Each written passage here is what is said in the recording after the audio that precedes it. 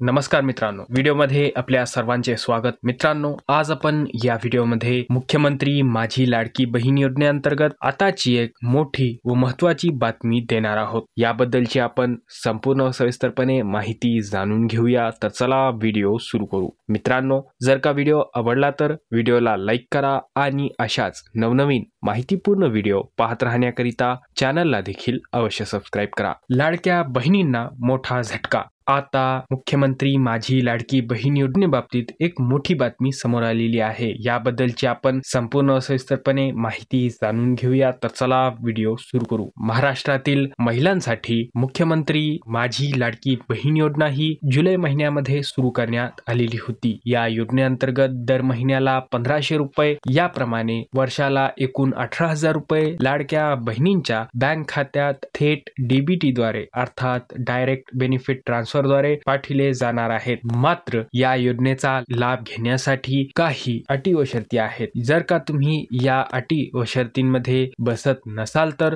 तुम्हाला या योजनेचा लाभ दिला जाणार नाही, म्हणजेच तुम्हाला अपात्र ठरविण्यात येणार आहे। आता महाराष्ट्र राज्यातील महिलांसाठी सुरू करण्यात आलेली लाडकी बहीण योजना ही चर्चेचा विषय ठरली आहे। या योजनेच्या माध्यमातून महिलांना दरमहा आर्थिक सहाय्य मिळत असून त्याचा लाखो महिलांनी थेट फायदा देखील घेतलेला आहे। पण सध्या या योजनेच्या अर्ज आणि पात्रतेबाबत पडताळणी प्रक्रिया सुरू झाली आहे। या प्रक्रियेचा उद्देश म्हणजे खोट्या आणि अपात्र लाभार्थ्यांना ओळखून त्यांना या योजनेतून वगळणे आहे। यात काही अर्जांमध्ये चुका आणि अपात्र लाभार्थ्यांचा समावेश असल्याचे देखील आढळून आले आहे। तसेच जे लाभार्थी निकषांमध्ये बसणार नाहीत ते अर्ज बाद केले जातील असे संकेत राज्याचे मुख्यमंत्री देवेंद्र फडणवीस यांनी दिले होते। स्क्रुटिनीचा जिथपर्यंत सवाल आहे तिथपर्यंत एवढंच आहे की निकषाच्या बाहेर जर कोणी घेतलं असेल,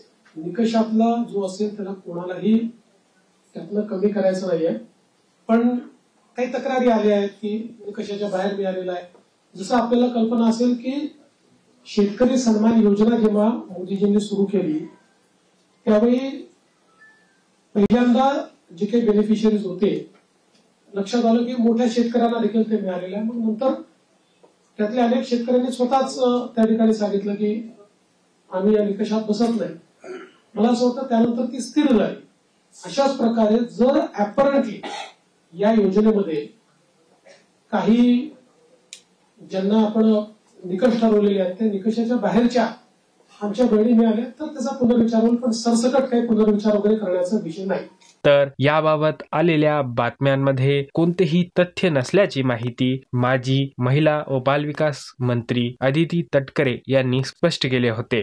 पुढं मागं कधीही त्या संदर्भातली कुठली स्पेसिफिक तक्रार जर आली तर त्या संदर्भातला जो काही तेवढ्या पुरताची स्क्रुटिनी करण्याचा, म्हणजे उदाहरणार्थ एखाद्या XYZ जिल्ह्यातल्या 100 लाभार्थ्यांबद्दल जर तक्रार झाली तर त्या 100 लाभार्थ्यांपुरतची चौकशी करायची किंवा नाही हा सुद्धा, किंवा स्क्रुटिनी करायची किंवा नाही हा सुद्धा निर्णय हा शासन जर तशा पद्धतीचं कधी काही घडलं किंवा आलं तर त्या संदर्भामध्ये घेण्यात येईल। कुठेही स्क्रुटिनीचा विषय येत नाही। मात्र आता अशी माहिती समोर आली आहे की लाडकी बहीण योजनेतील 16 लाख अर्जांची छाननी होणार आहे। विधानसभा निवडणुकीची आचारसंहिता लागू होण्याच्या आधीपासून छाननी सुरू होती। त्यातील 16 लाख अर्जांची छाननी बाकी होती ती आता पूर्ण केली जाणार असल्याची माहिती समोर आली आहे। या 16 लाख अर्जांपैकी पात्र अपात्र ठरवून लाभ दिला जाणार आहे। त्यामुळे सरकारने घराघरात जाऊन अर्जांची पडताळणी करण्याचा निर्णय घेतला आहे। ही प्रक्रिया पारदर्शक ठेवण्यासाठी संबंधित अधिकारी प्रत्येक अर्जदाराची माहिती, कागदपत्र आणि वैधता तपासत आहेत। लाडकी बहीण योजनेचा उद्देश फक्त आर्थिक मदत पुरवणे नाही तर महिलांना सशक्त बनविणे आहे। सरकारच्या या निर्णयामुळे अनेक गरजू महिलांना त्यांचा हक्काचा लाभ मिळेल, पण काही जणांनी खोटे दावे करून या योजनेचा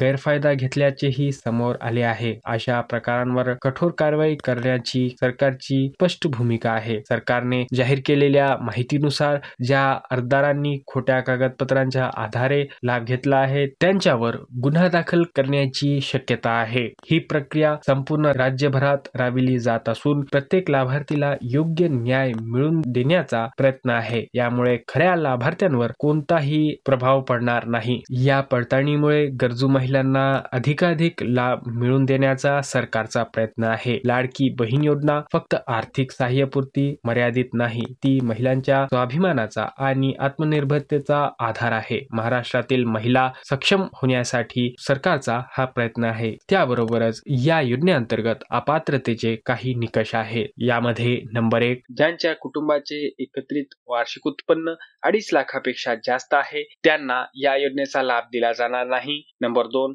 ज्या कुटुंबातील सदस्य आयकर भरत आहेत म्हणजेच इन्कम टॅक्स भरत आहे त्यांना देखील या योजनेचा लाभ दिला जाणार नाही. नंबर 3, ज्यांच्या कुटुंबातील सदस्य नियमित कायम कर्मचारी, कंत्राटी कर्मचारी म्हणून सरकारी विभागात, उपक्रम, मंडळ, भारत सरकार किंवा राज्य सरकारच्या स्थानिक संस्थेमध्ये कार्यरत आहेत किंवा सेवानिवृत्ती, निवृत्ती वेतन घेत आहेत त्यांना देखील या योजनेचा लाभ दिला जाणार नाही. नंबर 4, सदर लाभार्थी महिलेने शासनाच्या इतर विभागामार्फत राबविण्यात येणाऱ्या आर्थिक योजनांद्वारे 1500 रुपयापेक्षा जास्त लाभ घेतला असेल त्यांना देखील या योजनेचा लाभ मिळणार नाही. नंबर 5, ज्यांच्या कुटुंबातील सदस्य विद्यमान किंवा माजी खासदार किंवा आमदार आहेत त्यांना देखील या योजनेचा लाभ दिला जाणार नाही. नंबर 6, ज्यांच्या कुटुंबातील सदस्य भारत सरकार किंवा राज्य सरकारच्या बोर्ड, कॉर्पोरेशन, उपक्रमाचे अध्यक्ष, उपाध्यक्ष, संचालक, सदस्य आहेत त्यांना देखील या योजनेतून काढण्यात येईल. नंबर 7, ज्यांच्या कुटुंबातील सदस्यांची संयुक्तपणे 5 एकरापेक्षा जास्त जमीन आहे त्यांना देखील या योजनेचा लाभ दिला जाणार नाही. नंबर 8, ज्यांच्याकडे 4 चाकी वाहन आहे. यामध्ये एक महत्वाची गोष्ट म्हणजे यात ट्रॅक्टरला वगळण्यात आलेला आहे. म्हणजेच जर का तुमच्याकडे ट्रॅक्टर असेल तर तुम्ही या योजनेचा लाभ घेऊ शकता.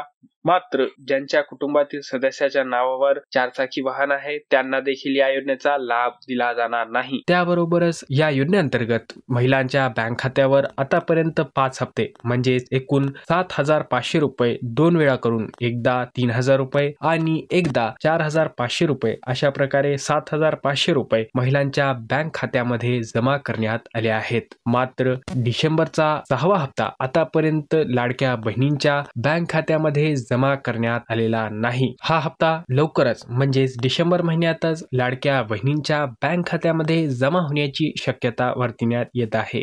त्याबरोबरच आणखीन एक मुद्दा म्हणजे लाडक्या बहिणींना 2100 रुपये कधीपासून मिळणार आहे. तर या बाबतीत माजी महिला व बालविकास मंत्री श्री अदिती तटकरे यांनी मीडियाशी बोलताना सांगितले आहे की मुख्यमंत्री देवेंद्र फडणवीस यांनी सांगितल्याप्रमाणे या योजनेअंतर्गत 2100 रुपये बजेटच्या वेळी जाहीर करण्यात येतील. म्हणजेच बजेट नंतर लाडक्या बहिणींच्या बँक खात्यावर 2100 रुपये जमा होण्याची शक्यता आहे. मित्रांनो, हा व्हिडिओ शेवटपर्यंत पाहिल्याबद्दल धन्यवाद.